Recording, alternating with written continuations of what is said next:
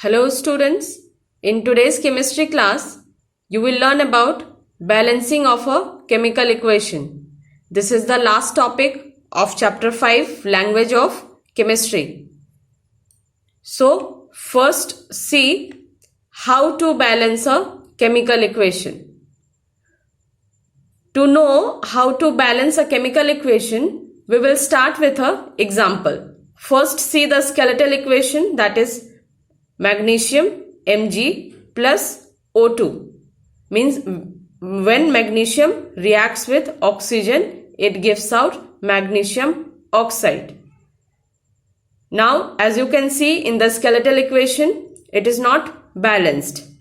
So, we will see how to balance it.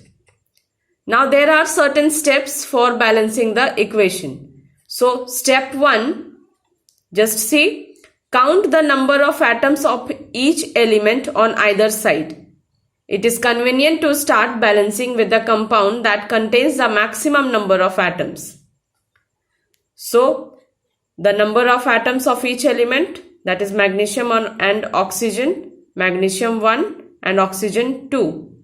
First, you need to check reactant side, magnesium 1 and oxygen 2, and then product side, magnesium 1 and oxygen 1. So you can see there in reactant side there is one extra oxygen is there, and product side only one oxygen is there.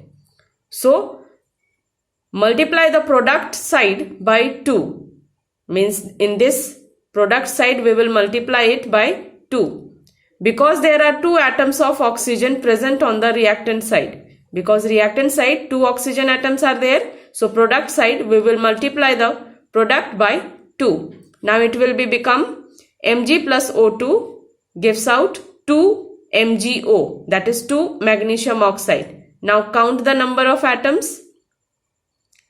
Mg1 and oxygen 2, magnesium 2 and oxygen again it's 2. But this means that there is now one extra atom of magnesium present on the right hand side. Now you can see here magnesium right hand side it becomes 2 and left hand side it is again left 1. So multiply the magnesium atom on left hand side by 2. So balance, to make the number equal, we will multiply left hand side magnesium also with 2. So now the final equation is become 2 Mg plus O2 gives out 2 MgO, that is 2 atoms of magnesium when reacts with one molecule of oxygen, it gives out 2 molecules of magnesium oxide. So this is the final and balanced equation. Now see another example.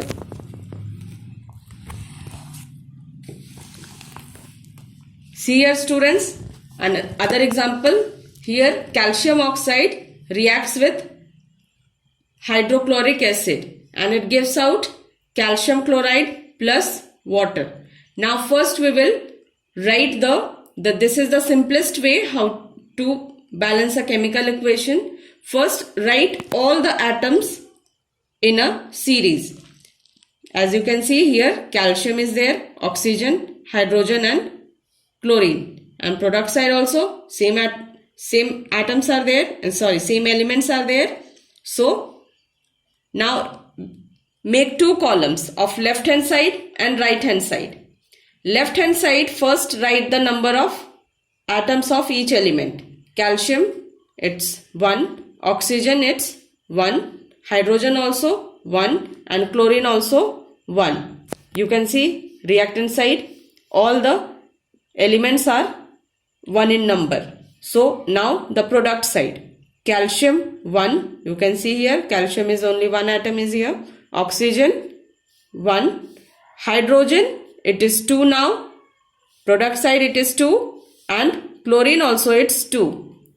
Now to balance it, we will multiply left hand side by 2. After multiplying, the number will become equal to 2, means left hand side also it will be 2 and product side also it will be 2.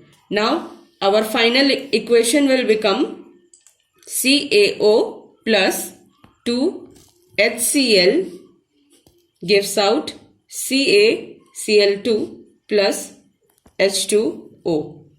Now you can count also the number of atoms of each element on both the side are equal. Calcium 1, calcium 1, oxygen 1, oxygen 1, hydrogen 2, hydrogen 2, chlorine 2, chlorine 2. Now it's a balanced equation.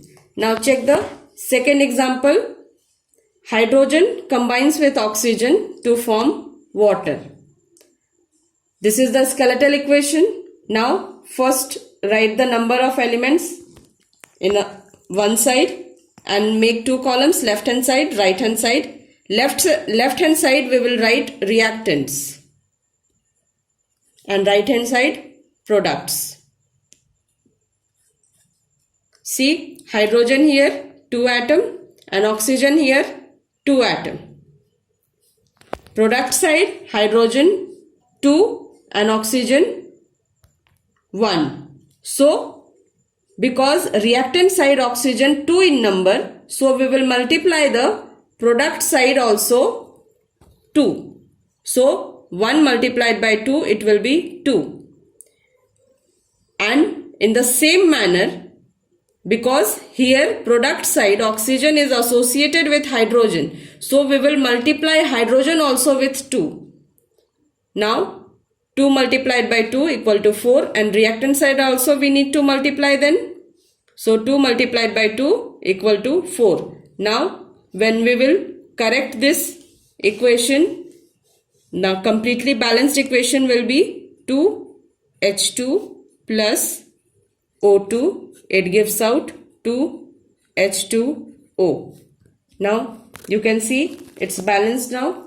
Now our final number is, for hydrogen it is 4, reactant side 4, oxygen 2, and product side hydrogen 4, 2 into 2 4, and oxygen 2.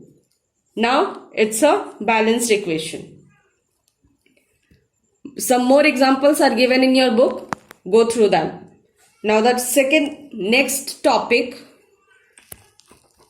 is limitation of a chemical equation.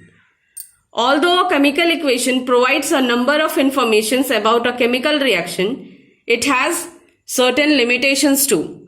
It does not inform about the physical state of the reactant and the product, that is whether they are solid, liquid or gases. The concentration of reactants and the products means you cannot find out the concentration of the reactant and product. And the third limitation is the time taken for the completion of the reaction you cannot find out from the chemical equation. The fourth limitation is the rate at which a reaction proceeds, that also you cannot find out. And the last limitation is the heat changes during the reaction, that is whether heat is given out or absorbed, means these informations you cannot find out from a chemical equation. Now the next, how can a chemical equation be made more informative? So that's why in order to make the chemical equation more informative, there are certain notations are there to used while writing the chemical equation. The first is the physical state of the reactant and the products can be indicated by putting S for solid, for L for liquid and G for gas.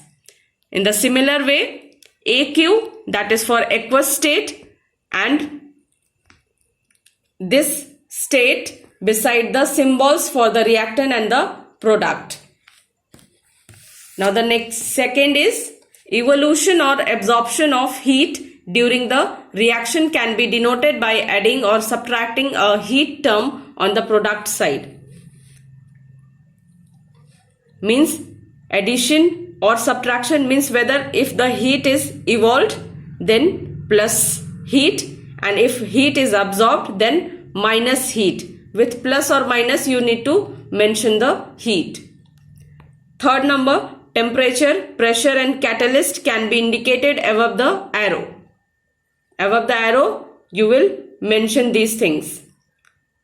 Point 4. Concentration of reactants and products are indicated by adding the words dilute, that is DIL dot, that is for dilute, and for concentrated it is CONC, conc, that is for concentrated before the formulae.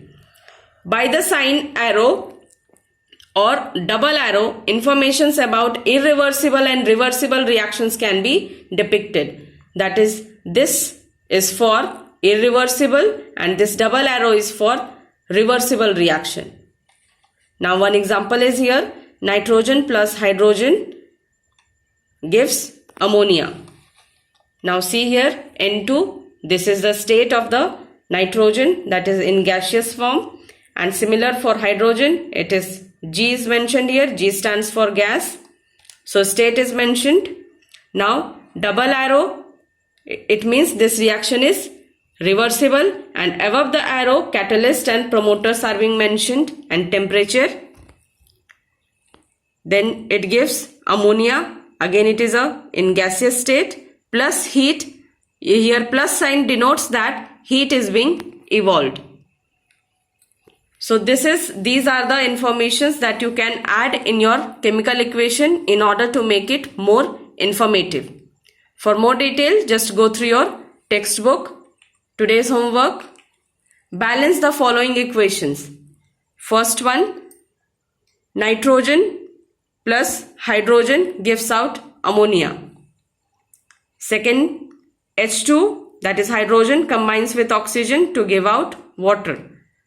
Third one, sodium oxide reacts with water to give sodium hydroxide. Fourth one, carbon monoxide combines with oxygen to give carbon dioxide.